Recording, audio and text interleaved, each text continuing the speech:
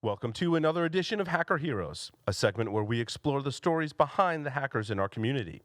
Dave Aitel, a prominent figure in the hacking community, has robust background in offensive security and an extensive career spanning various facets of the industry. Dave brings a wealth of knowledge and strategic insights to our discussion. Stay tuned, Dave Aitel, coming up next. This is a Security Weekly production for security professionals by security professionals. Please visit securityweekly.com/subscribe to subscribe to all the shows on our network.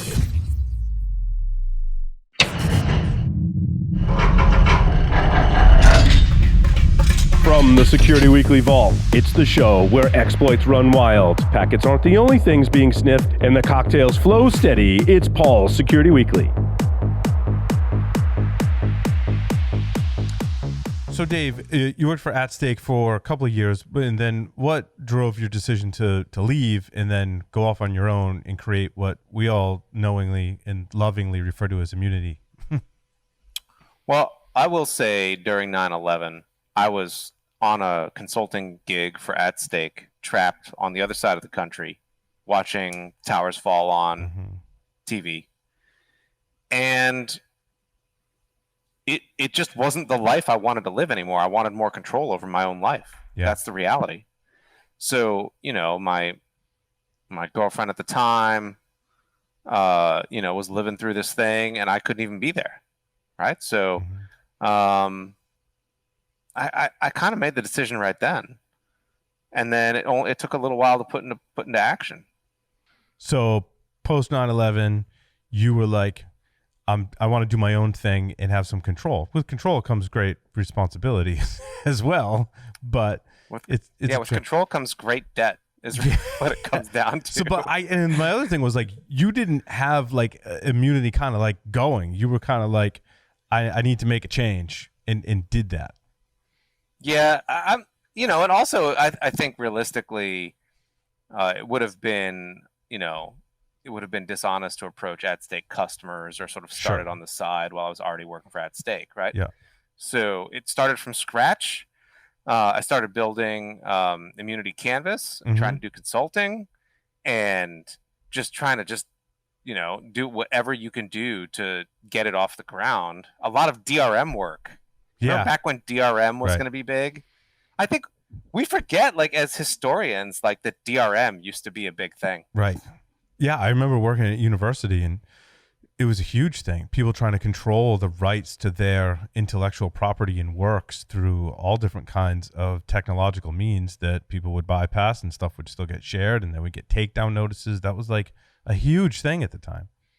It's weird because it's not even that they were like just focused on how do I protect it on the machine. They were building these huge license management servers all over the place.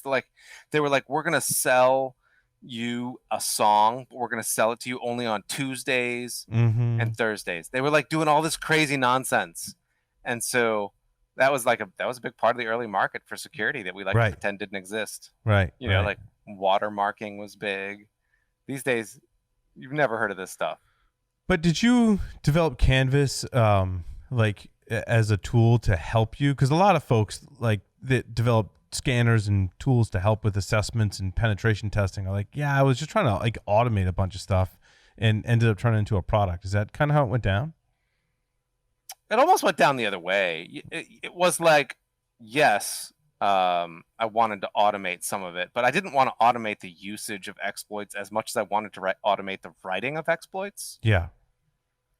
So, and frankly, I wanted to make money selling exploits. I liked writing exploits. Writing exploits is super fun. It makes you feel smart. I'm going to write some exploits.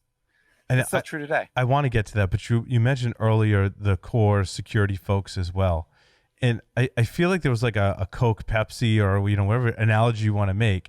I mean, for a long time, and you were only two in the market that were making frameworks of any kind for writing exploits and doing exploitation of vulnerabilities. Yes, that's true. There was a little bit of a Coke, Pepsi. And the funny thing is, both of us had huge offices in Argentina and Buenos Aires for a long time. I remember walking by their offices and then getting a call, hey, we saw you walk by our offices or whatever. What are you doing here? Yeah, and frankly, I just wanted to see it. I Yeah, just wanted yeah, to see yeah. their offices and see where they were headquartered. It's cool. Was it like a And friendly? I seemed like a friendly competition. I mean, I worked with the core security folks, in Yeah. pretty early on in the podcast history. Actually, episode 1, so 2005. Yeah. It seemed kind of friendly. Like you weren't out to get each other necessarily. No, I think this industry has to be pretty friendly. Yeah. And we've hired some core folks, they've hired some immunity folks, and I think they went a very different path, right? Like they got funding, and then I feel like it kind of like petered out a little bit, and now they're part of this sort of conglomerate. Yes, HelpNet Systems. Yeah, they're actually a sponsor of the show. It came full circle, and they sponsored the show, and we started talking about their product again, which is cool. And then they bought Carbon Black, if I remember correctly. Not Carbon Black. No, they bought Cobalt Strike. They bought Cobalt Strike. Cobalt Strike. Yes, I get those two confused all the time. Yeah. But yeah, so it really is it's an interesting circle. I always really liked their product.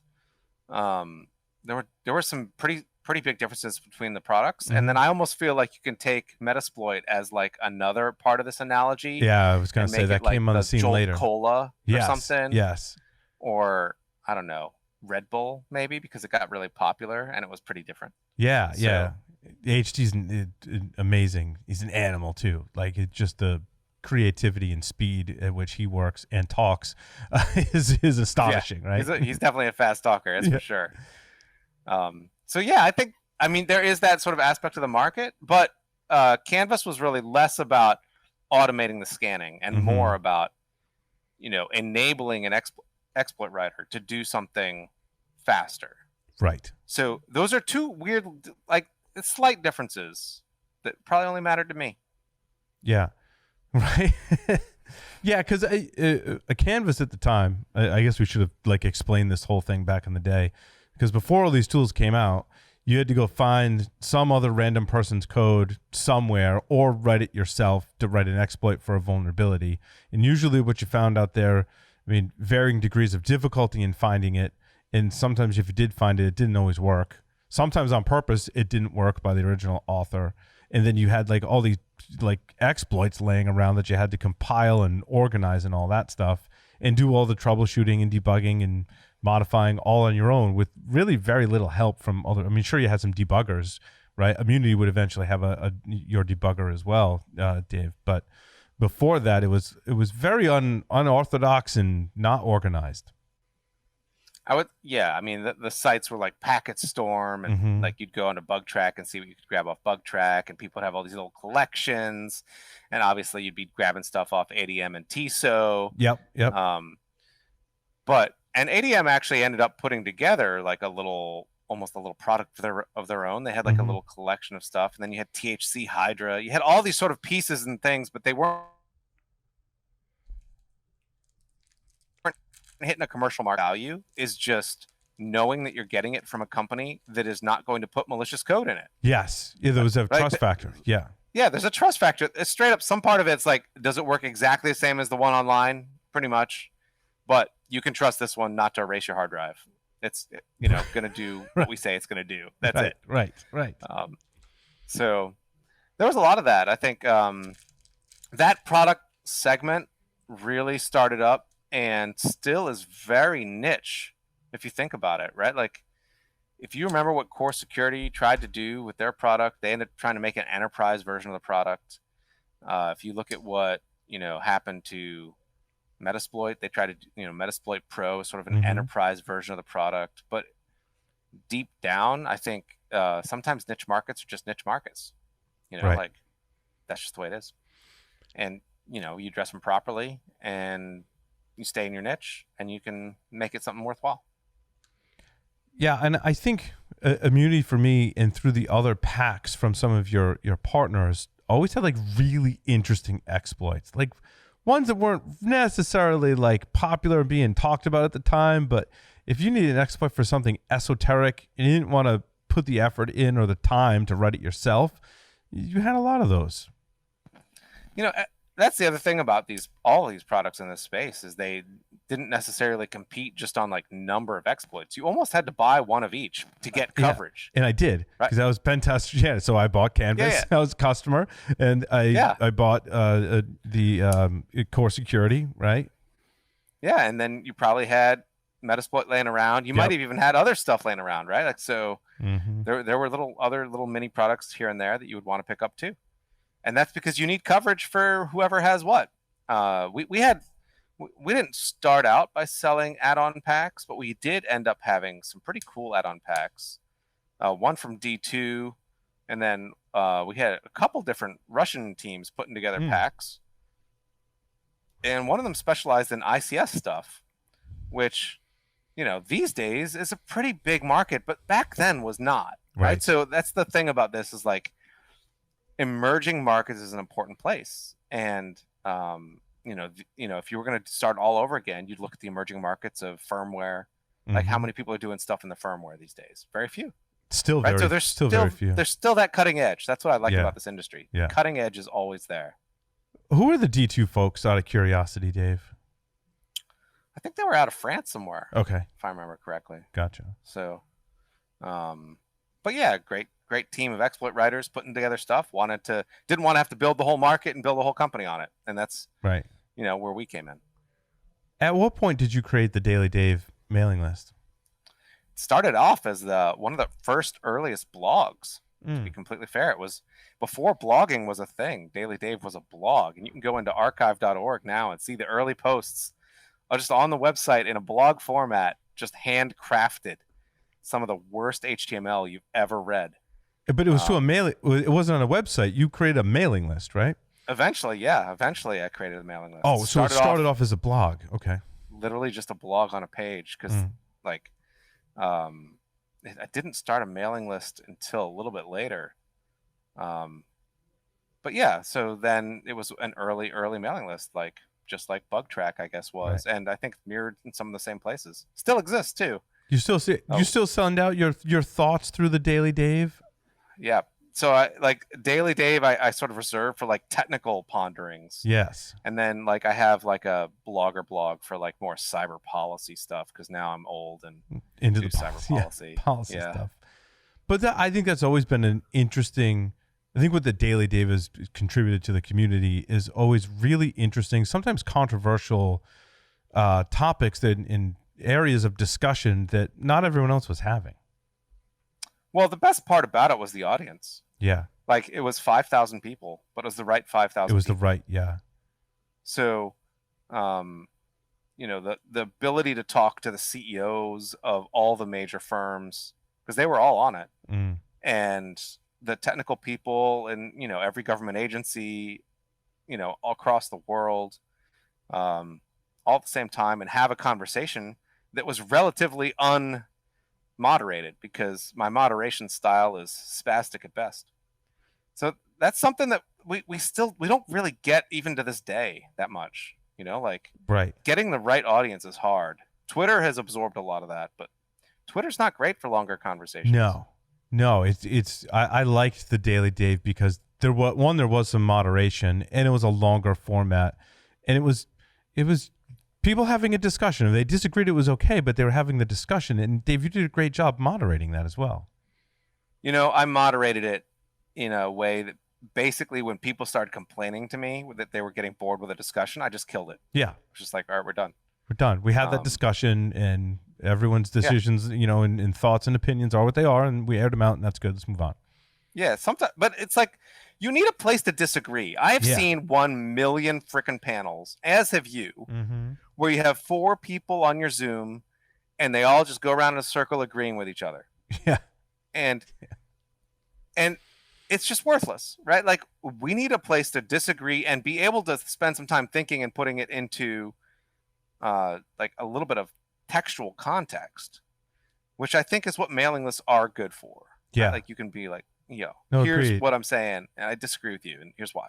It was the right medium, and I wholeheartedly agree. We need to be able to talk things out, and I think social media has really reduced that to Facebook comments and short Twitter posts and things of that nature, which doesn't do it for me. I like sitting down, having a conversation with someone, or being able to correspond in email where it's a longer format. Yeah, sometimes having it public is good, right? Like, Yes. so you want having it in public, in a public forum is great, but having it, in a 280 characters is not great. And that can make some problems. So I still think there's room, for mailing lists to have a place, and I still use mailing lists when I can. But you were also an unbiased moderator as well. You made sure that if people had different thoughts and opinions, they would get out there. My problem with Twitter, and I think a lot of people, is that it is not an unbiased moderation. You can clearly see evidence of that. Like, they don't even try and hide it, really. I don't even know if it's considered real moderation on Twitter, but I will say that one thing about Daily Dave is that it gave me a place where we could discuss offensive work without having to apologize for discussing offensive work. Right.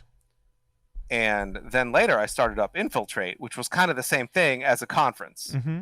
Because if you, at the time, and still today probably, if you go to like Black Hat and DEF CON, a lot of people will talk about offensive work and then almost apologize for it.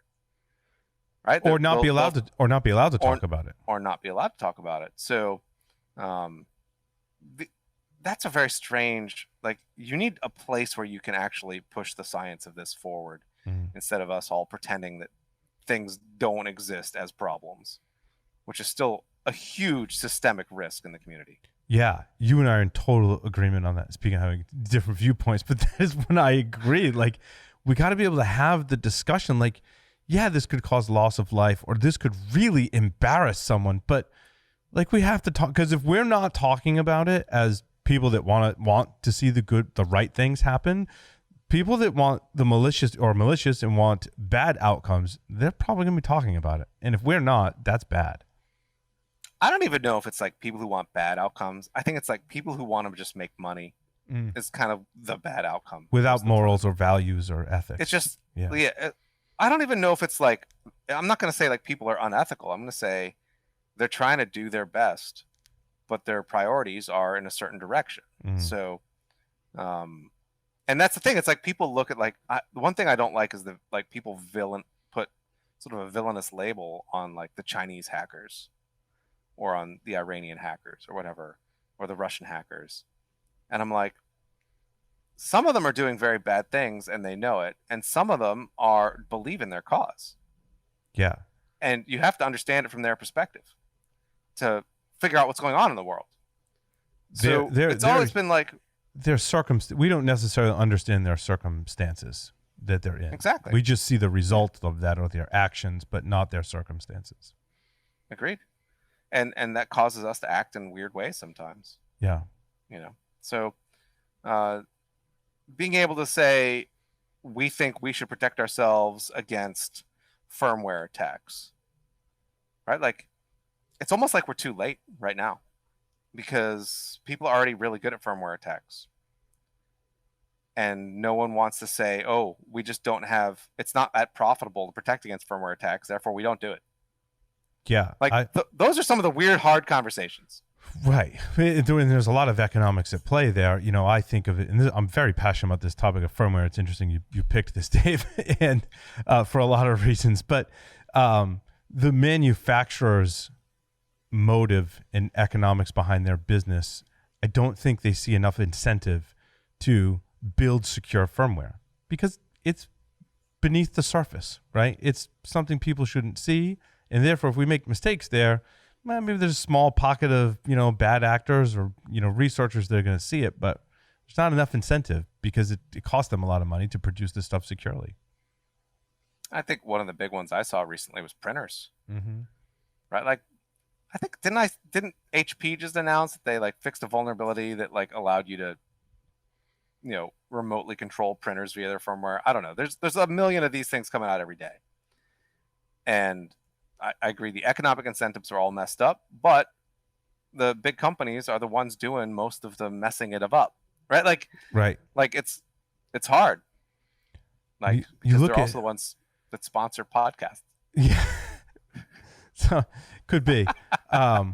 But I haven't seen it get better, especially with firmware, which is kind of scary because if you see other areas getting better in terms of being more defensible, but firmware is not, where do you think attackers will go? We should just put you on the spot, right? Like, is it actually getting better? You've been here for a while. Is it actually getting better? I think operating system security has gotten much better. I think it's a lot harder to write an exploit for a major operating system today and find that vulnerability than it was 20 years ago. Do you agree or disagree? I think Dwizzle does good work, I guess. Who is this? Over there at Dave Weston over at the Microsoft team. Yeah, I think they do great work on trusted platforms. I think I would posit as a counter argument that trusted platforms probably don't matter nearly as much now as they would have 10 years ago. Like, even on a really high security system, the trusted platform is the least of your problems. You do something. I was looking at some exploit writers recently who were doing bug bounty stuff, and they were hitting like apps, and none of it was overflows. It was all other cool techniques, right?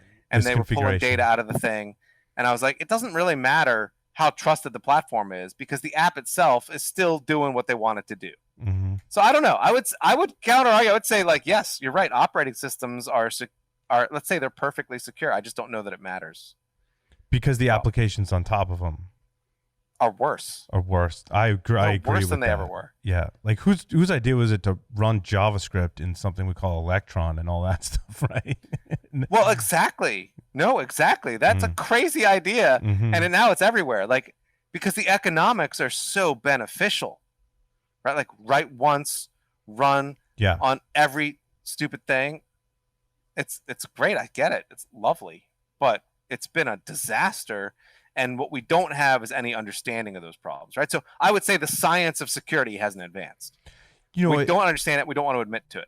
It's one of the reasons I love talking to Dave because it gets me thinking in different ways, right? And, if exploits could traverse from an app through the operating system into the firmware, that would be really bad. But do they need to necessarily to accomplish their goal? If this rich landscape of vulnerabilities exists at the application layer, do they really need to? I mean, persistence, okay, but to accomplish their goals.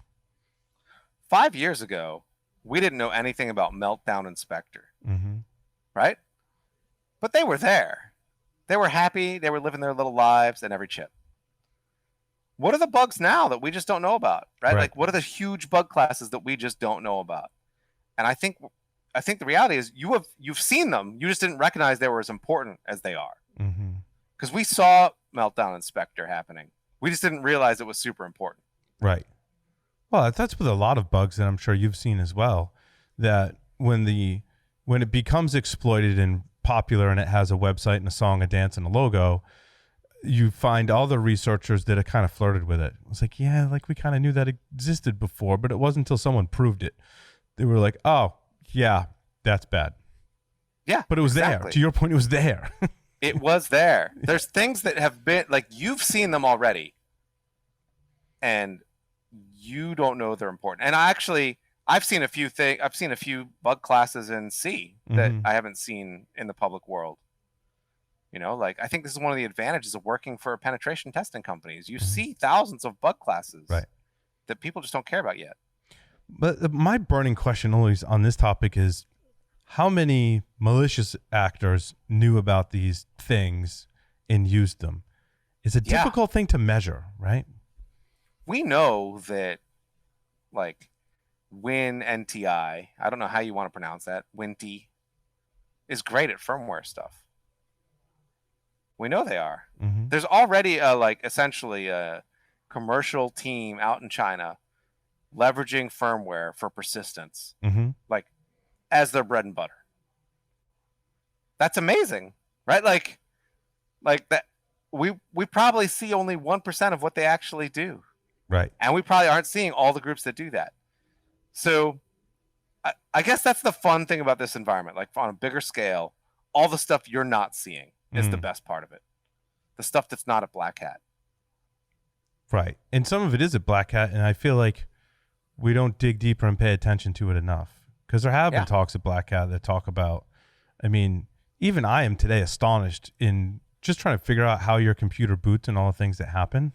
Like, oh my God, it's amazingly complex, but also still right today, I think somewhat esoteric.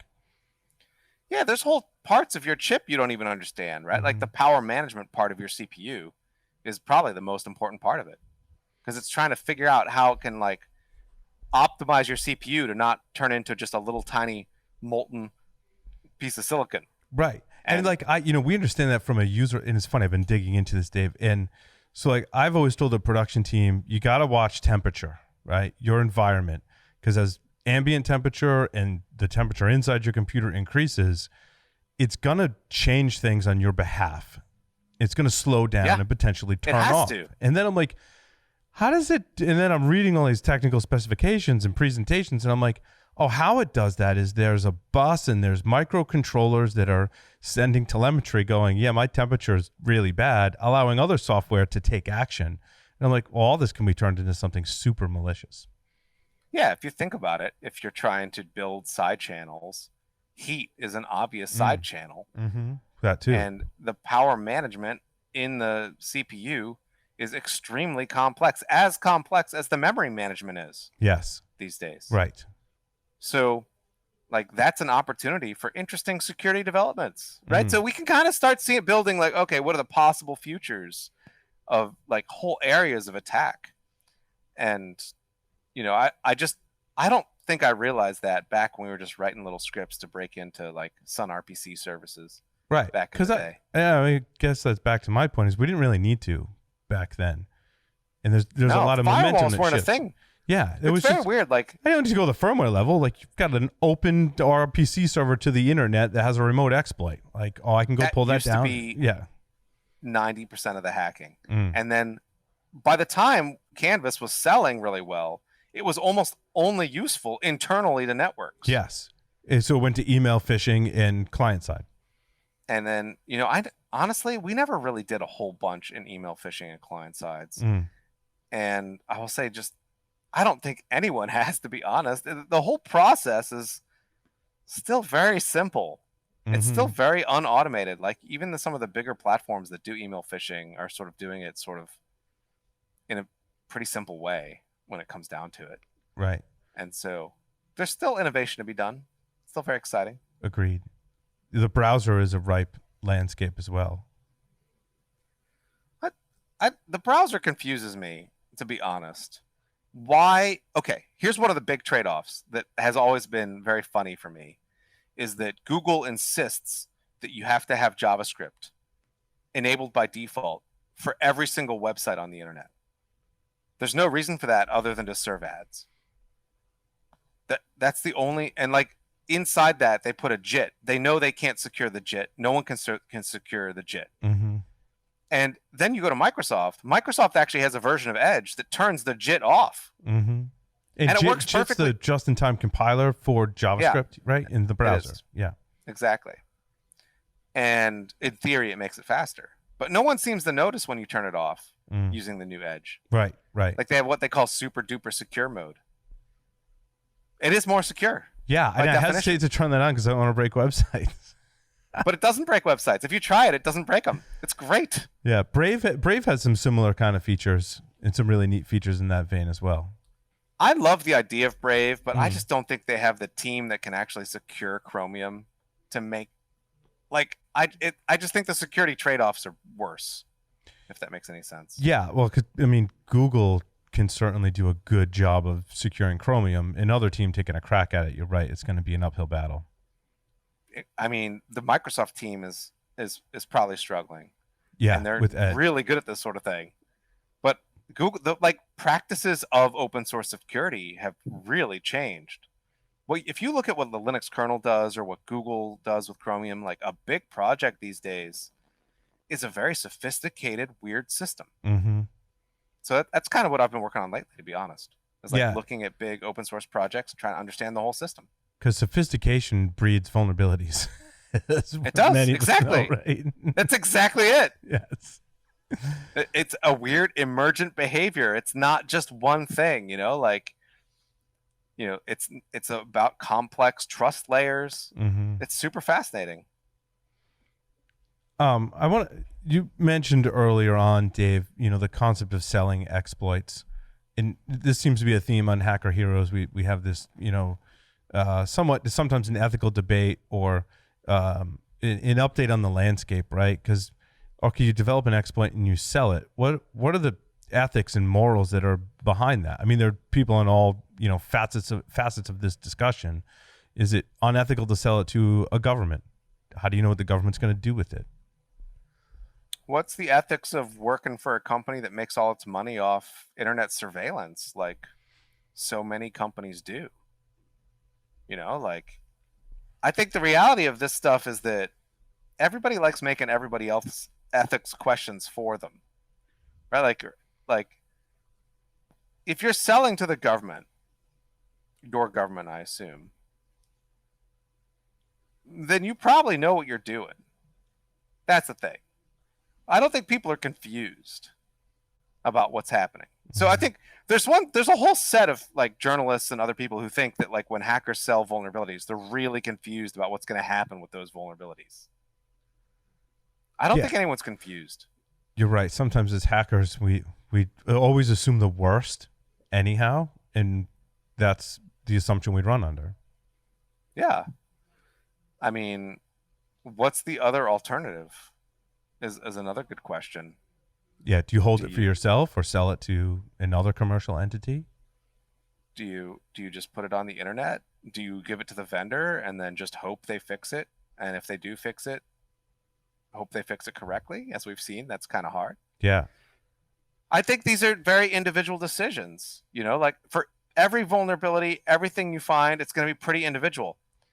That's the complexity can't be eliminated down to like a simple number, right? Like, what if you only sell things that are CVSS 9.8?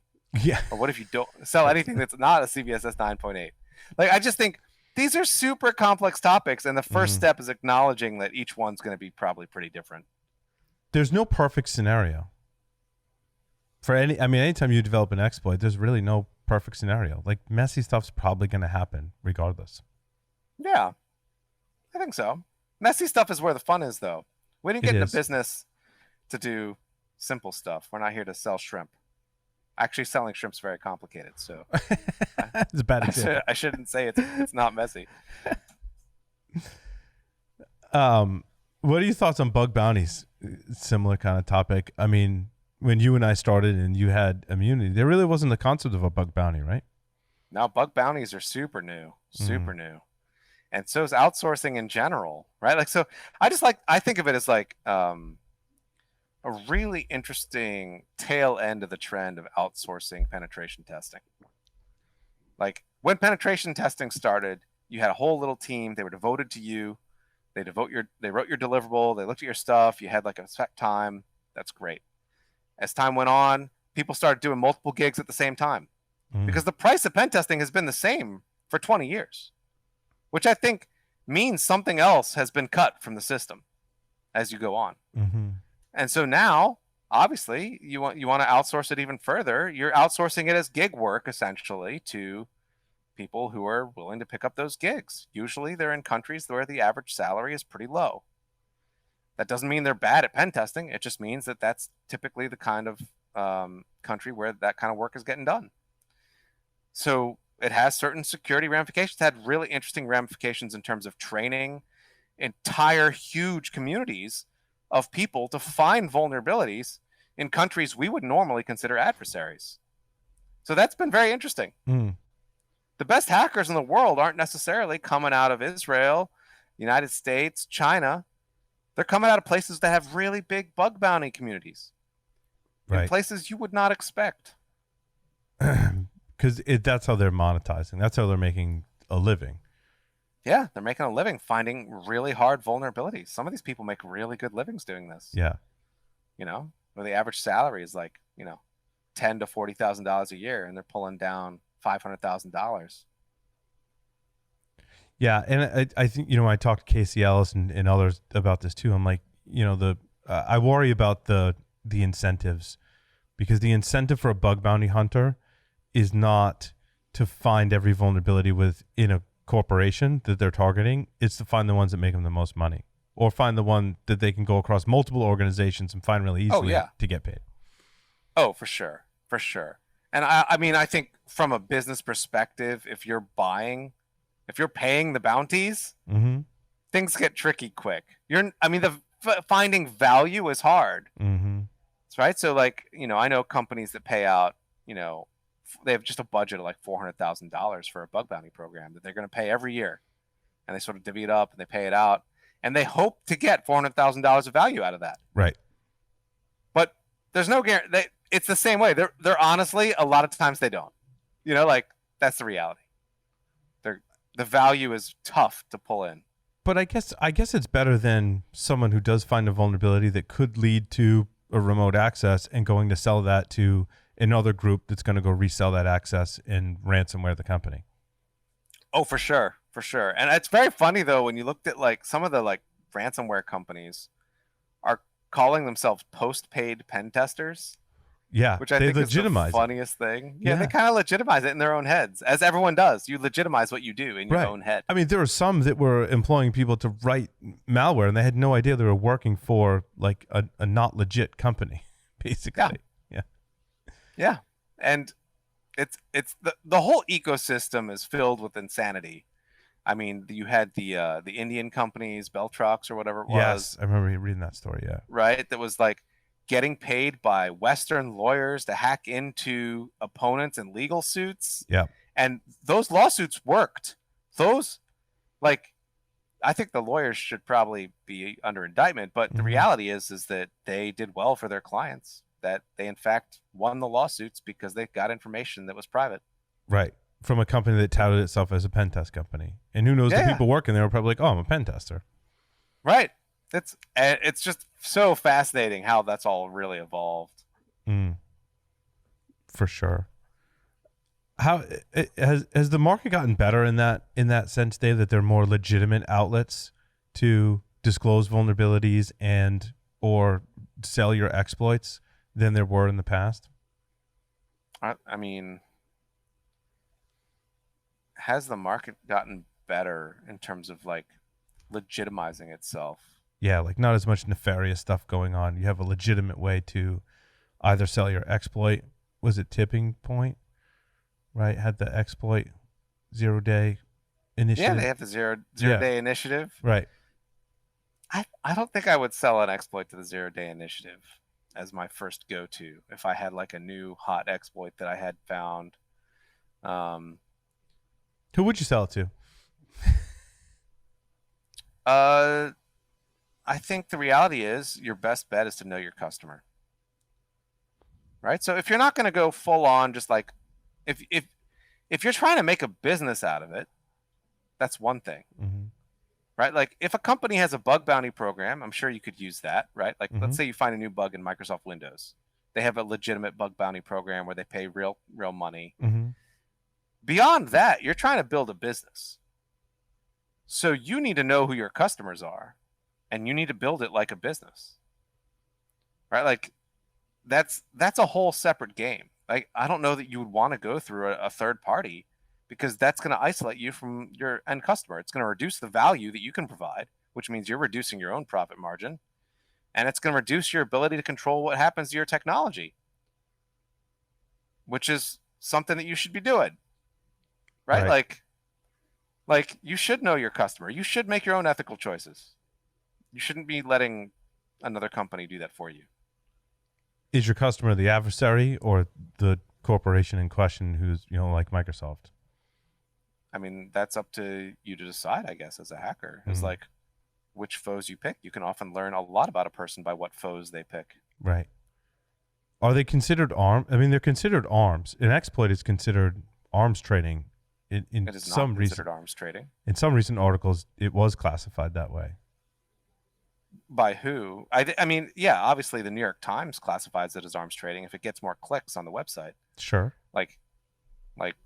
But by that instance, like databases of personal information are arms, right? Like there's a lot that's arms if you ask whoever you want to ask that wants to stop something calls it arms trading. But I don't think it necessarily is. I think it can have geopolitical ramifications. We're seeing NSO Group have geopolitical ramifications. Yeah, that's what I was thinking of as well. But again, what they're selling is a finished, polished product. Right? So, and they're selling a lot less of it now, aren't they? I assume. Maybe they're not. Yeah, because like you said, I mean, so if you go with the notion they should choose who they sell to, that's what's gotten them in trouble and actually hurt their business. I think they tried to make a niche business a very large, profitable business, right? So if you're doing this right, it's a niche business because there's probably not that many customers you'd be willing to sell to. But if you're trying to sell to literally everybody who walks in the door, then you're going to have some problems. Right. You should have some ethical problems with that. Right. Like that same thing applies to data brokering, which is probably even worse with this aspect. And it's going to become even bigger of a deal than anything related to exploit stuff. How about their zero-click iOS exploit? I hate the term zero-click, first of all. We called them remotes back in the day. It's a remote. That's just a label. But, I can get your kind of thoughts on journalists and how they put their sensational spin on it. And certainly I've observed that in the past 20 plus years as well. But if you look at, when I finally got to reading the technical details, right? And a lot of times it's like a 2 or 3 click through the article you're reading that's got all sensationalism. Like I want to go read the actual research. And when Google Project Zero put that out there, we got to see under the covers. I was like, holy crap. I've seen my fair share of exploits. You've seen a lot more, I'm sure. Did you read through that one? And what were your thoughts? I loved it. I think these things are pieces of art. They are. That was so creative. It was. Yes. And, all good exploits in their own way are pieces of art, right? Like, and vulnerabilities themselves, right? Like I think the Mr. Robot line is that a vulnerability just shows you a flaw in your thinking. And it's true, right? Like there's flaws in your thinking and they're very interesting. And, an exploit will demonstrate that fact to you better than anything else. And I think that the flaw in our thinking was that our phones were somehow magically protected by the pretty Apple logo on the back of them. And they're not, obviously. So people made a lot of noise about that particular exploit. But they did not make a lot of noise about other exploits that hit mail servers where the same information was, or that do things to virtual machines, which can affect large swaths of information as well. So I think because it's so personal, we get really wrapped up around, zero-click iOS exploits. We assume only the Israelis have them, despite the Chinese dropping 4 of them or 5 of them every year at Tianfu Cup, which I think is very fun.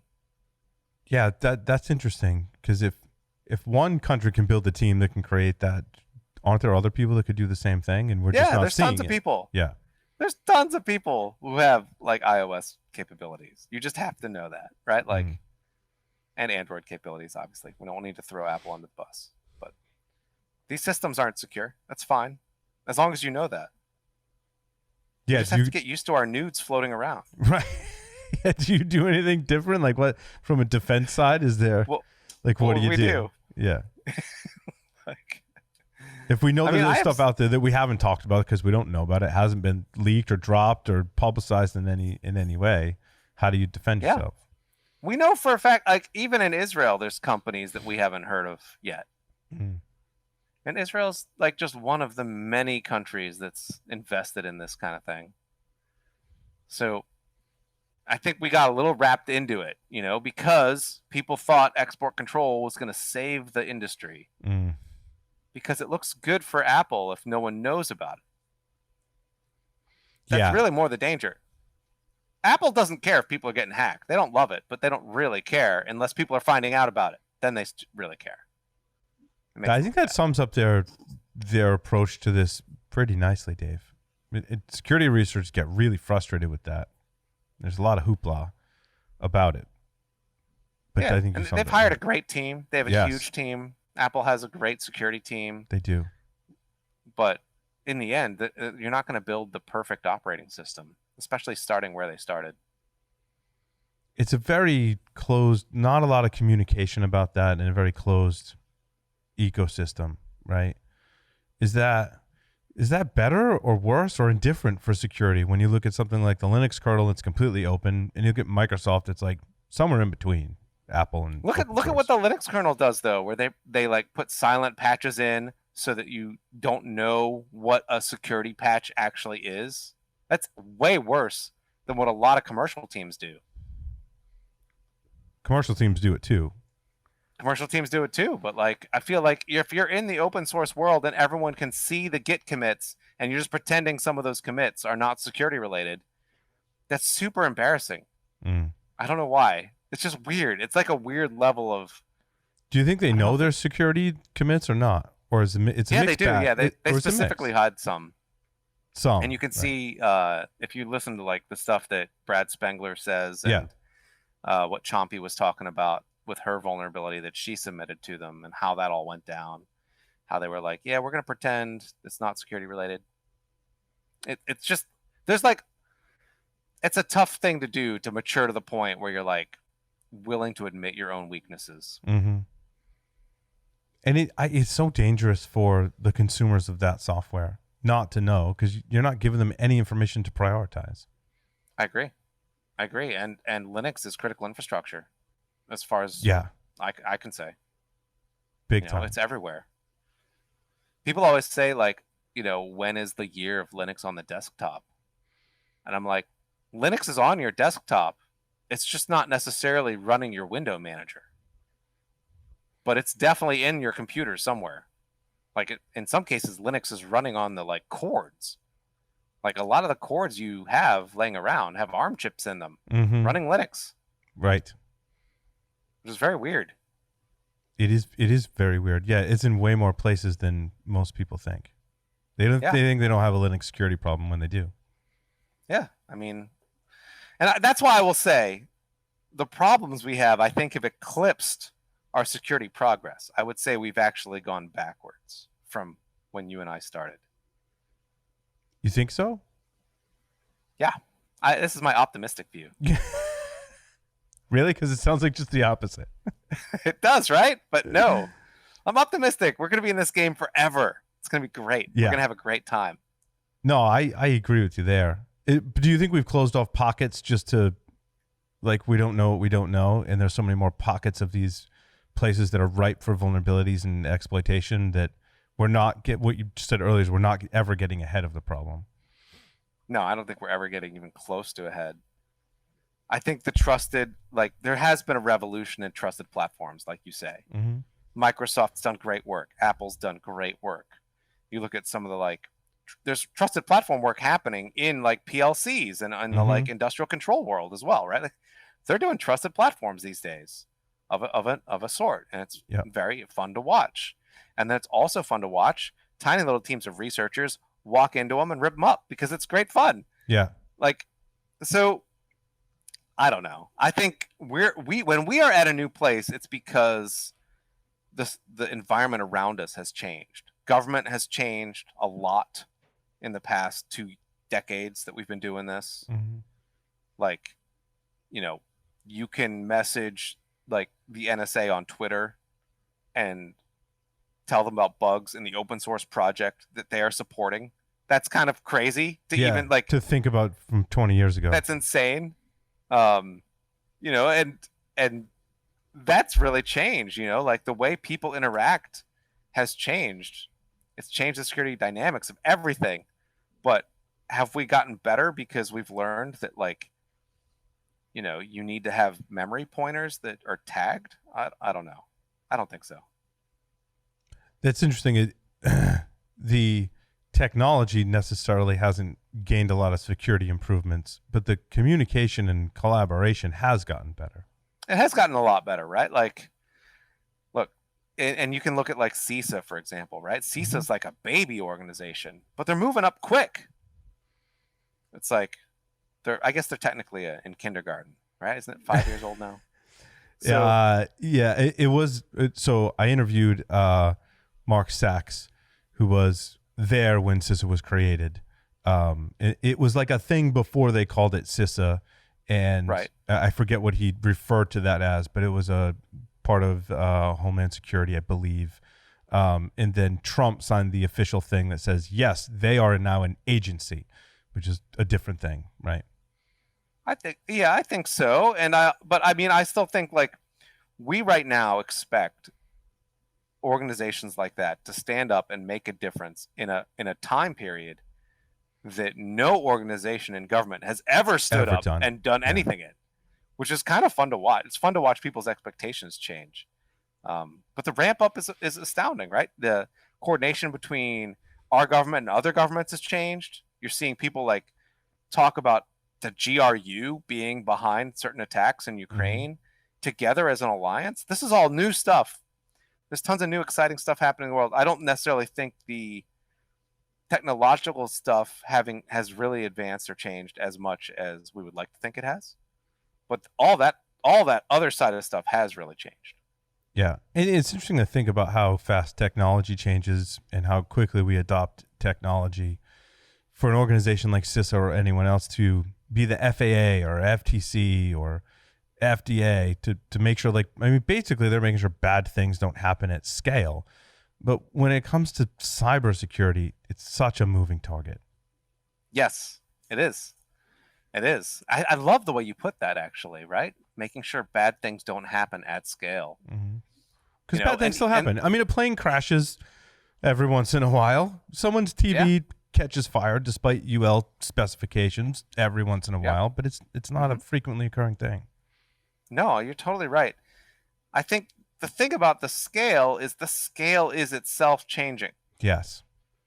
So what used to be like large scale is now not large scale anymore.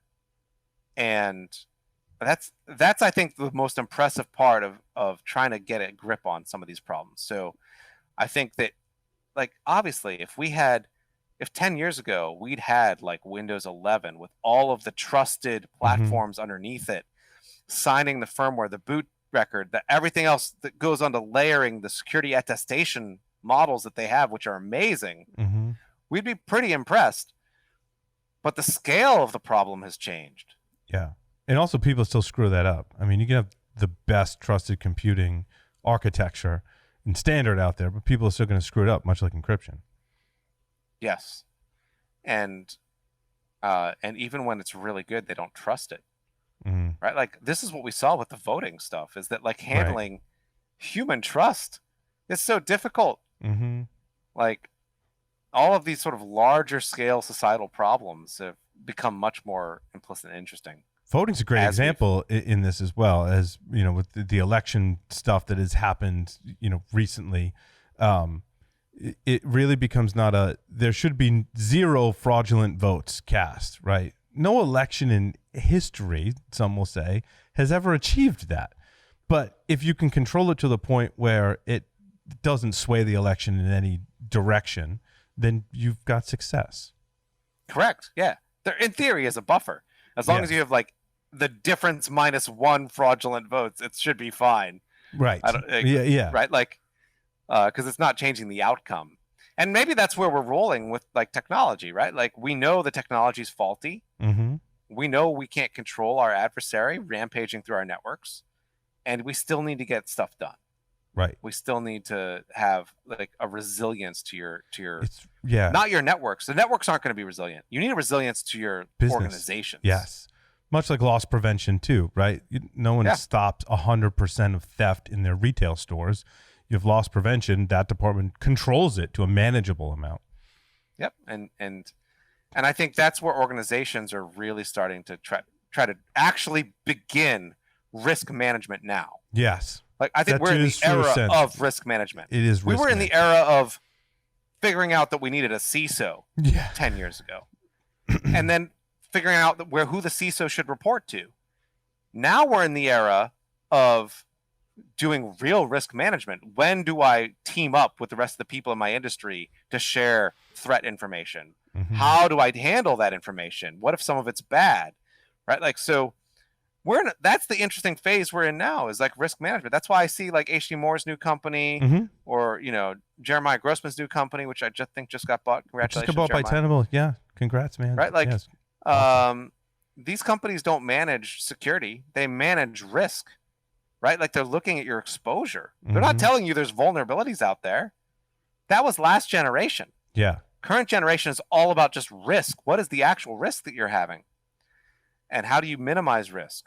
So that's interesting. You think we're pretty cool. I mean, we've always said, those of us who worked in security for as long as we have, and even people who started later as well, I think we all come to this realization at some point that we can't secure what we don't know about. And we have kind of reached this point where I don't know that we're quite there yet, but we're at the point where we're recognizing it as something important and implementing tools and processes to get us there. I think before this, we were doing vulnerability management. So when you say we can't secure what we don't know about, you were talking about like we would literally learn about our networks or our systems, and then we'd create a big list of stuff, of action items that we had to go fix. And that's what we knew about. But now it's less about like, I don't even want to know what the vulnerabilities are in the random things I have exposed. I just can't expose them. Right. I don't want to know what the actual details of the vulnerabilities are when I connect my Active Directory to the Active Directory of a company that I just purchased. I just can't. I can't connect those two things. I know that the risk is too high because of the geopolitical situation of where they are. Like, that is risk management. That's a whole new separate like way of trying to do your business. Is honestly, it is more about saying no. And I know we hate being roadblocks, but the reality is we used to provide connections between everything and then try to fix the problems that arose. Right. And now we're segmenting our organizations, not our networks. I also think when I think about risk, I put a heavy weight on impact.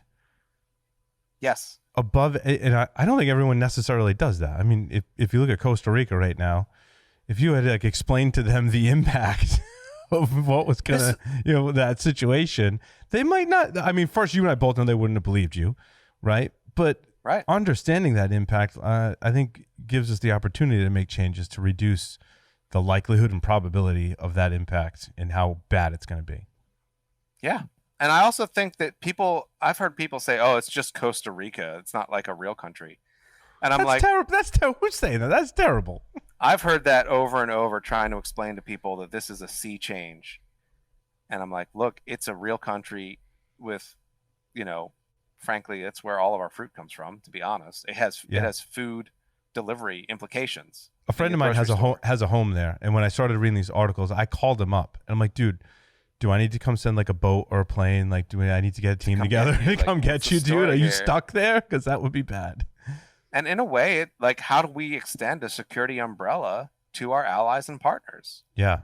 As we've seen, the supply chain, right? The global supply chain has many tentacles, and you start cutting some of those off, and it's a bad day.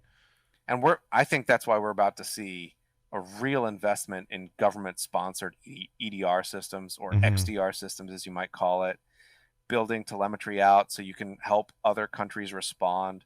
That's why you see the NSA talk about persistent engagement, right? Because that's essentially what it is like, how do I provide a security umbrella that pushes forward in cyberspace? That's what power projection is. If I can't defend them, then they can't partner with me, and I can't partner with them. Do you think, Dave, regulation and enforcement of said regulation is a path to being more resilient? I'll give an example. Say what you will about PCI, and I poo-pooed it, and we had lots of debates about it over the years on the show. But when I started looking at the reduction in credit card fraud, understanding some of the history, I read some books about Max Vision. I'm like, PCI actually had a really positive impact and reduced the amount of credit card fraud, right? And that was a regulation that was like, you must do these things. Do you think we can extend that model into other forms of regulation from the government to stop things like ransomware taking out a whole country? I would love to read a really good sort of treatise on credit card fraud and what really helped stop it. Like, yeah, I'm saying it's PCI. Yeah, you're right. There's other factors, sure. I don't know if it like PCI. I think was a useful hammer because getting sort of un-PCI certified was like a death sentence. There was ramifications. Yes. There was huge ramifications. So they could use that. They could say almost anything. Like they're like, oh, okay, you don't want to support chip on the card. You're not PCI certified anymore. Mm-hmm. Right. And now all of a sudden chip on a card is everywhere in 1 month. Right. Like, do you remember? It wasn't that long ago. Well, it didn't even exist in the United States. It was everywhere in Europe. It didn't exist a single place here. And we adopted that like grease lightning. Mm-hmm. And I think the other big thing that's changed is artificial intelligence started getting applied. Fraud detection got applied. That's graph database theory. That's what started really making a big difference, is because they could be like, you are acting weird. The surveillance protected us, and we didn't necessarily even know it. So I think that might have changed. I don't know how much like networking security standards made a big difference. It's possible. Like, well, I think it made people not want to store credit card data. I mean, whether they implemented security or not, the data, they were like, wait, I'm not going to store this stuff. So therefore, people have a much tougher time stealing it, and attackers pivoted to ransomware and cryptocurrency mining. You're 100% right. I think that was probably the big difference, was people not wanting to hold on to something that could cause liability. Right. Yeah, you're right. It wasn't so much I got to implement a firewall and patch my systems, because largely they didn't do that across the board anyway. Just don't touch it. Right? It's a little bit poisonous, just like oil, right? Yeah. It's a little bit poisonous. Right. And maybe the same thing is true like when we finally do that with location data. Mm-hmm. Right? Like, I saw an ad for Foursquare the other day, and they were advertising, I don't know why they were advertising to me, but they were advertising, we will track an individual from their house to your store so you know that your ad worked. And I'm like, that's super creepy, man. It's creepy. Like, how do I turn that off? Yeah. Right? Like, Foursquare, the company that we used to do check-ins with, if you remember, like, yes, they have turned into something that is, frankly, very scary. And we have not grabbed that as a society yet. That'll be a huge revolution. I think regulation could more easily solve some of the privacy issues, right? And reduce some of that creepiness. Because I think GDPR did the same thing. It was like, oh, wait, I don't want to store credit card data, and I don't want to store any PII, because then I got this GDPR thing to worry about, so I'm not going to store it. I just don't know that that's getting enforced. Like, GDPR should fix the Foursquare problem, and it's not. Yeah. You see what I'm saying? Well, because it's not in the US. Something's broken. Now, I heard that we had privacy regulation that was being pushed through Congress, and September 11th happened, and we got the Patriot Act instead. And we had similar GDPR-style privacy laws that were getting ready to be pushed through. And then September 11th kind of poo-pooed all over that. I wouldn't really believe it, to be honest, because that Congress was not ready for anything sophisticated, technical policy work, if you know what I mean. Yeah, no, I agree. Like, and I don't even know if this Congress is. This is a complex subject. Are we getting the best laws we can get? I don't know. Sometimes we are, and sometimes we're not. I don't even think GDPR is great, because the clicking of the cookies has got to be the dumbest thing I've ever seen happen to an entire internet all at once. Yeah, that was one of the weird fallouts from that. Just so weird. Like, they could not think 15 seconds more and just be like, and your default has to be no cookies. Right? Like, yeah, I don't know. The secure, it's the secure default, right? Like, default is like, you're not being creepy with my data. Yeah. Yeah, like, that should be so something clearly is not great over there either. Something got screwed up. I don't know what. But what instead we've dealt with is this nonsense click-through problem, which, I don't know if that's improved anything. I think, as you say, with PCI, the things that improved it might be the other weird things that came along with it. It's not like network security standards. Yeah. If that makes sense. Yeah. It's somewhat maybe intentional by some, but unintended by many, that was the outcome, right? Yeah. And that doesn't mean that, like, network security standards don't help, because so many. Did you listen to that CISA call where they had, like, a bunch of vendors? They only had it up there for like 3 days. No. Because they had a bunch of it was a little bit embarrassing, but it was actually kind of a great visibility into the problem. They had all these critical infrastructure vendors call in to, like, a big party line. And then they tried to tell them, like, look, guys, here's the resources we are going to offer you. there was an embarrassing level of lack of preparedness among, you know, places that are handling water supply and electricity supply and other critical infrastructure. And so getting a real scope, like, oh, there's a lot of people who are very behind the curve still, and just being brought up to speed would be amazing, is the place where you're talking about, where regulation can make a big difference. Right. But regulation can also make it really hard to do business. And the cost of regulation is huge. Yeah. Everyone's sort of like, for some reason, everyone pretends like it's free, that like enforcing and even understanding a regulatory process is free. This really bugged me when I did a lot of export control work. Like, people would say, oh, let's just control it with export control. And I'm like, that's really expensive. It's like insanely, mind-bogglingly. It's like, let's spend $1 billion on something that doesn't help. Yeah, because you have to create an agency within the government to regulate that. And train people, and you got to explain it to the market. And what do you do when it screws up? How do you measure the success and failures of your regulatory process? What we tend to do is ignore it until I'll just, from export control, I just learned so much about, because I spent like 5 years in the Commerce Department's ICETAC, which is their technical advisory committee, really learning about export control, just trying to get to grips on it, and helping them with the cyber problem of export control, with cyber stuff. And, you know, a lot of people would come in with very broad controls, like, let's control anything that's software, essentially. And I'd be like, well, that's great, but we have a lot of, like, you know, the average software company is 10 people.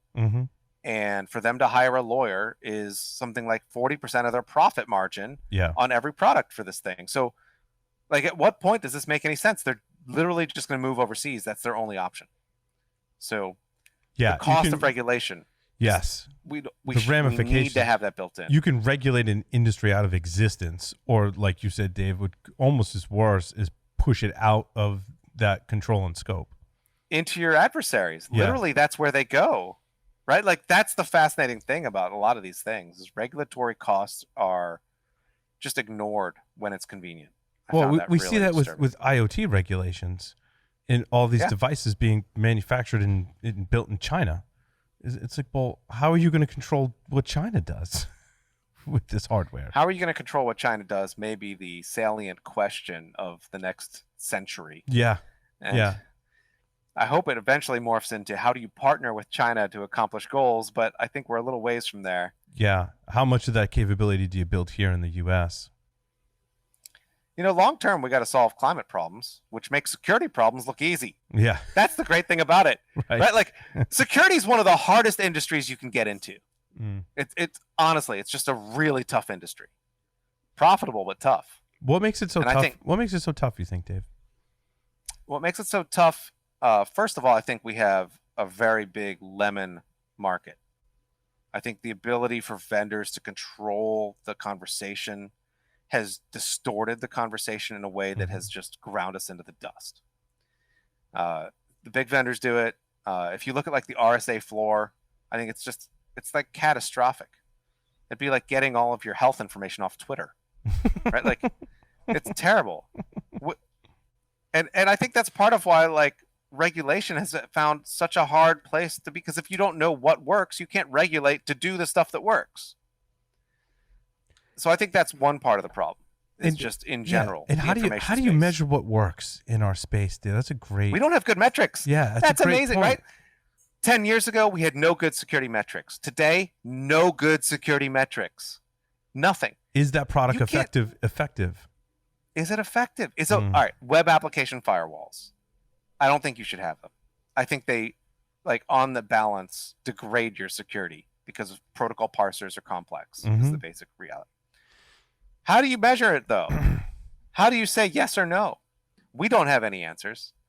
I don't know how people measure the performance other than to say how many URLs they block per day.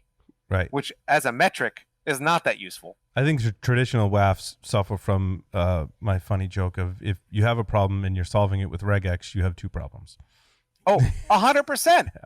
100%. And if you don't realize you've solved it with regex, you have three problems. Is the reality. Yes. So that's the real issue, is like, you have regex and you don't know it. That's all you have, right? So I think super big problems in our industry in terms of like, if you actually want to advance the state of the art and secure and operate in contested areas, which it turns out is every area, you don't know what to do. That makes it hard. Right. And instead of having good feeds of information, instead of being able to go on to like WebMD and find out like, is drinking mercury good for me? Like, or ivermectin. Can I eat ivermectin today? Yeah. Is that great? Is a great idea or a terrible idea? Well, even right? that, like, you might get a mixed bag. Get a mixed bag. I don't know. So like, just the reality is the information space is so polluted. Yes. I think that makes it really hard. Adversary always moving forward. They know what succeeds. They know what doesn't succeed. They have a clear metric. So I think from the security space, Halvar Flake would say the political angle of it makes it even 10 times harder. Yeah. In different aspects of political angles, right? Political internally to your organization, political external. Yep. Yeah. And the sort of economic incentive structures are all broken. None of them work well. Right. But it begs the question, Dave, and I ask a lot of pen testers this question, and I try and do it on a regular basis too, and I tend to get pretty similar answers. Of all the companies like you've done pen tests for and evaluated their security, what was the commonality between the ones that were really good at security?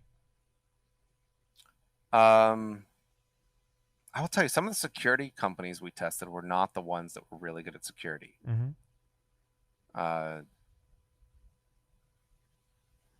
It is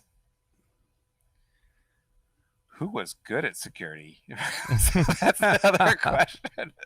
I'll tell you the answer that I get most often that I really like, and they're like teams that have great teamwork and communications, right? It's not about the technology. It's not about the ins and outs of packet captures. Really, the toughest ones to get into and persist in are the teams where there are no silos and the people can talk to each other and respond well.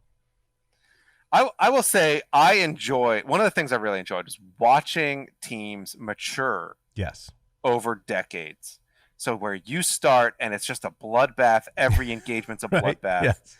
And you watch them adapt over a long time, right? Mm-hmm. Like it doesn't happen right away. I agree. But they adapt. They, and it changes your whole relationship. So by the time we were done, by the time I left Immunity, the relationship with the customer had completely changed. Yeah. Right. So I think that when I say good at security, I will say I still think for a lot of these companies, their problems got bigger, mm-hmm. even though their security teams got better. And the question was always, did the problems get bigger faster than their security team got better? Keep up. Yeah. But I will say, watching a security team evolve and mature, and we could probably do a whole 10 podcast series mm-hmm. on how that works at big companies. Yeah. That's fascinating. It's a fascinating part of the business. At Immunity, you were on your own for how long, Dave? I mean, Nicholas Weissman and Sinan Aaron came on very soon. Mm-hmm. And then Immunity. How long did you own Immunity? I owned Immunity for 16 years, I believe. 16 years. Yeah, that's a long time. It is. It was less a company and more like a family for a large part of it. Well, and what was your decision behind selling it and getting acquired? It was done. It was time. It was time to change. Just as a founder, I totally get that. It's just time. Yeah. It was time. Yeah. And I think Immunity's still doing great stuff. I saw them releasing kernel vulnerabilities the other day. Nice. Good stuff. Securing the world, doing great stuff. So, what I'm doing now is that was my next question. Is you've had a successful exit with Immunity. You worked there for a little while, and then now you've broken off and done your own thing. You did another startup, dude. Yeah, I'm doing another startup. Good for you. And I named it something extremely descriptive, if you think about it right. So the company's named Cordyceps Systems. And Cordyceps, if you've studied ants, is a fungus that infects their brains and makes them, climb up a stalk of grass and then spray out more fungus on every other ant. It's very Doctor Strange. Yeah, it's very Doctor Strange. If you've seen the latest movie, I don't want to spoil it for anyone, but there's aspects of that. I have not seen the latest movie. I'm not into the Marvel movies anymore for some reason. I tried. I used to love them, but now it's like the world's complex enough. You know what I'm saying? And the stories and shows and movies have gotten infinitely more complex. Yep. Yeah. Yep. So these days, it's all about big data analytics in the national security space. I'm doing a lot of work with DARPA. I'm working with some close friends. I love working with the national security community here. Here in the States, it's awesome, and working overseas is awesome. I got involved with some diplomatic efforts. I know no one would ever call me a diplomat, but I did get involved with some diplomatic efforts. It's not the word I would use to describe you, Dave. No. But it's been great to like try to inject a little bit of technical grounding into some of those processes. Sure. And I run I run this spreadsheet and this video series on cyber policy and analysis. So like someone will release a new cyber policy paper and I'll rip into it on video for them. Nice. Maybe not for them, maybe at them. Maybe at them. Yeah. Keep them in check though. So yeah. To be fair, academics love it. To be honest, I've gotten some really heavy I did like an international law paper that someone had released, and I strongly disagreed with it, as of course we always do. And he wrote me back, it's the best thing that ever happened to him. You know what I'm saying? Like, that's great. Having someone actually read and review their paper in depth and in detail. I mean, they get more hits on the video than they do on the paper. Yeah. So, but that's that's encouraging that people are still accepting of that when there's so much in the opposite direction, right? You know what? There's a lot. I think they say academia is real rough politically because there's so little at stake. And there is an aspect of that, but I find it fun. And, once you've sold a company, you've made enough money to do infinite cyber policy paper reviews and not have to worry about whether or not, a big tech's going to hire you. But but that's great. I think that's a great contribution, Dave. Where can people find those videos? Just on my main YouTube channel. Okay. If you just go to like Dave Aitel's YouTube channel, you will find it's like a long series of like college, because these are mostly used by college students. So it's like, how do I take like the latest cyber policy paper and truly understand where it's coming from, where it's trying to go, and what kind of argument it's really even making. And I grade them too. I don't have a PhD, but I will totally grade the cyber policy papers in the open spreadsheet, editable by everybody. People have added their papers to get grades. That's awesome. This work can be done in a new way. Yeah. No, I love it. We can collaborate in new ways. It's real fun. That's awesome. Good for you, man. We briefly touched on movies. What's your favorite hacker movie? I will say I rewatched Hackers actually the other day with my kid. He was not into it. No, some of my kids weren't into it either. Right? Like, I love that movie, and I've got like a 16-year-old now, and he's really into hacking. Awesome. And it's different these days because you're constantly like, look, the stuff I used to do is not cool anymore. The FBI is totally going to pay attention. Yeah. And yeah. Like, that is definitely like you really need to just like not touch anything, and just like, how about I get you a network you can play on, right? Like yeah. Like don't set the sprinklers off at the school. Yeah, just leave. Yeah. I always tell them I'm like, don't pee in your own pool. Right? Like, yes. Like, I don't care if your school is the most vulnerable school that's ever existed. Don't touch go it. there. Right. Because we don't have time for the drama, and it's just going to be drama, endless drama. Mm-hmm. So I think Mr. Robot's probably the best thing that came out on hacking recently, especially the first season. I don't know if you've seen the first season. I've seen the first 2 seasons, and then it got less hackerish. Correct. Yeah. Correct. I agree. But I also loved like Cyberpunk 2077 was genius. Right? Which one? I don't know if I saw that one. Did I? No, it's just a video game. You have to play it. I heard some people talking about that. Yeah. Okay. Look, all right. So people think it's GTA 5. It's not. Right? Like, GTA 5 is a simulation. Cyberpunk, it's a set that a movie plays out on. That's an interactive movie that you're part of, and the story is it's like an immense drama. It's like it's engaging and witty and smart. And so that's some of the best sort of video writing I've seen in a long time. Nice. It's like, I think some of that you have to do in a different form. It's not always movies anymore. Yeah. I that's on my list of things to check out. I do. Hackers is my favorite movie, though. I rewatch it every once in a while and nerd out Look, on it. Sneakers is still great too. Sneakers Yes. stands up. Yep. Like War Games too? Does War Games stands up too? To a certain extent. I haven't seen War Games recently. What? Oh, recently. Okay. I've seen it, but not recently. Not in the past 10 years. Yeah. I don't know if it's going to stand up the way Sneakers did. Sneakers stood up as if it was made yesterday. Yeah. The physical security aspects. It was ahead of its time when it was, so it stands up. Yeah. It was pretty well written as well. Yeah. Well, and it had really great actors and actresses in it and writing and all that stuff. Can't necessarily say the same thing about hackers and some of the other films in this genre. You can't. And I think, do people get into hacking now because they've watched it on TV? I don't think they do. Like back in the day, it was cool. These days, you get into it because it's a good career. It's money. Yeah. Well, also there wasn't a YouTube when a lot of these movies were released either. So, I mean, those stuff on YouTube right now, like Live Overflow, is amazing. I haven't seen that one. What's Live Overflow? It's a German guy who's gone through like from beginning to end on hacking, like every single bug he's released a how-to, and it starts out with him just like learning how to use like Adobe tools to figure out how to make videos. That's awesome. And now he's polished. This is his like career. He's a YouTuber, but in the security space. Oh, that's awesome. That's encouraging. Like the PewDiePie of security. Right. He's gonna hate it when he hears this. He's gonna hate it so much. No, there's so much great online content. I'm like, I'm trying to get my kids into Pentester Lab Pro. I don't know if you've looked at that. Yeah, like I have a subscription to that one. Yeah, Pentester Academy or Pentester Lab. They're two different ones. I like them both. I like them both. Yeah.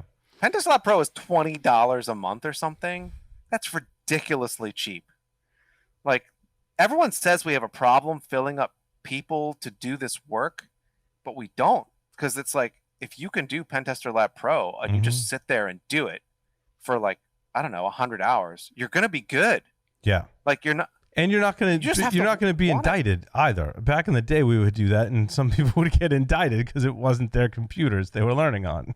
Exactly. And look, there's some things you can only learn from hacking for real. Agree. There is from the lab to real life is sharp contrast in a lot of ways. It's a sharp contrast. Yeah. But that said, we don't have a gap in the ability for people to enter this industry. We have a gap for people who want to enter this industry, which is two different things. Explain. If people want to enter this industry, they can 100% self-train and enter the industry 3 months from now and be making the money and doing the stuff, but they don't want to. And we haven't figured out why. Yes. Yeah. It's some of it is culturally a carryover from the early days where we kept those close guarded secrets. We didn't want to share them with anyone. My analogy is the old Kung Fu master. Have you ever watched Kung Fu movies, Dave? Yeah. There's a similar plot line, right? Where the teacher lives far away, off in the woods, and the student has some traumatic event happen to them, like their Kung Fu master or family is killed, and they want to take revenge, usually the case. They go seek the master, and the master is reluctant to train them, typically because they trained another student that did bad things. But these days, people are dying to teach you this stuff. Yes, I agree. I think largely we've been able to shed some of that, right? Yeah. To be able to teach people. There's so much information in the public now that I would have killed for. 20 years ago. Yes. And I hope that stays the same, and so that's a big fear that I have for the industry is I hope that we are able to demystify offensive work enough that it doesn't have to all go back under the covers. Right. Which is a possibility. People forget how much salacious nonsense we used to hear from the big vendors about how evil you were if you even released your exploits. Or even if you were looking in the wrong places. I mean, not on someone else's computer, but we're looking at the software that was bad. Yeah, why are you reverse engineering Microsoft Windows? Yeah. Right, like they will be mad at you for that. They'd be very mad. Now they have bug bounty programs and people are out I'm a big fan of the openness aspect of it too. Yeah.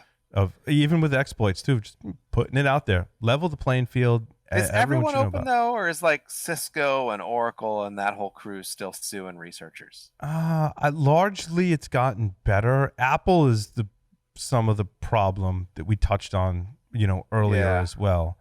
And that's just people have described it to me as just a cultural thing with Apple, and I get it, right? It's their thing, it's their culture. But I guess. I don't think it's the right thing. I like the openness. I like going, yep, we had a vulnerability. Yep, we're going to fix it, and it's all out there. But that can also be a double-edged sword. I mean, look at the latest F5 vulnerability.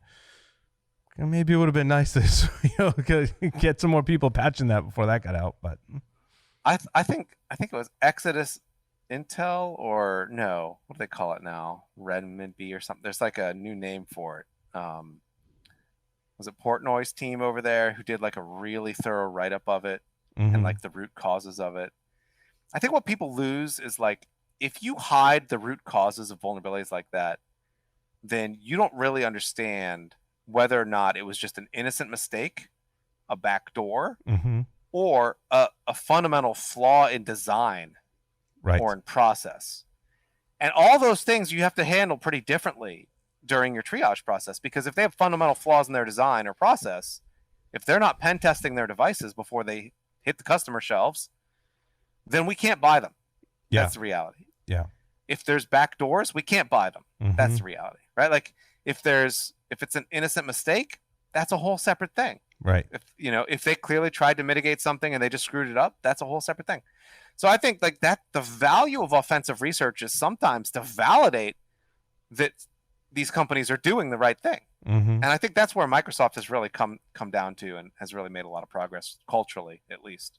Yeah. Partially by hiring every hacker known to man during the time that we were sort of getting into the business. True. A lot of people are still there or cycled through. Yeah, tons of people. And that kind of like bolstered their philosophy as much as it bolstered their technology. But they had a pretty early on commitment to security as well. I think there are, and you kind of touched on it, Dave, right? Sometimes there's those vendors, software vendors or hardware vendors where you're like, it should be a no-go. Like it's a no-go just based on fundamental design flaws, as you pointed out, right? I like to think that list is short, but maybe not. We've seen VPN providers where the like admin sort of processes were written in Perl. Yeah. Like this year. That makes no sense to me that this is still on the market. Right?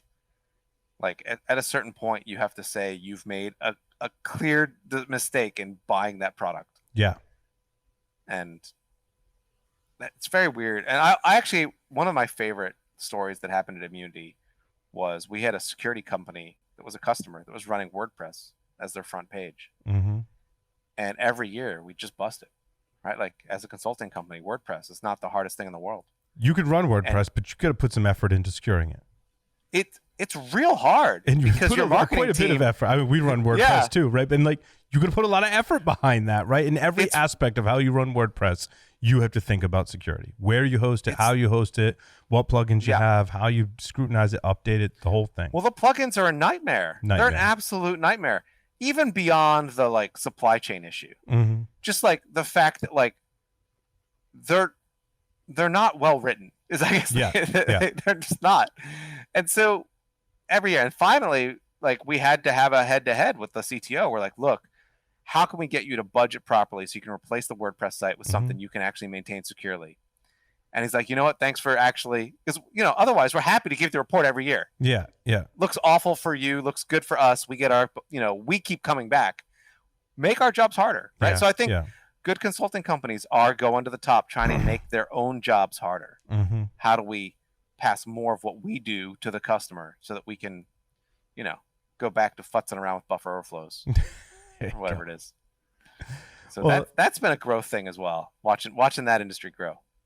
Well, Dave, it was wonderful having you here in Hacker Heroes. You and I could chat even longer. I have to bring you back. I know we could talk for hours. That's the reality.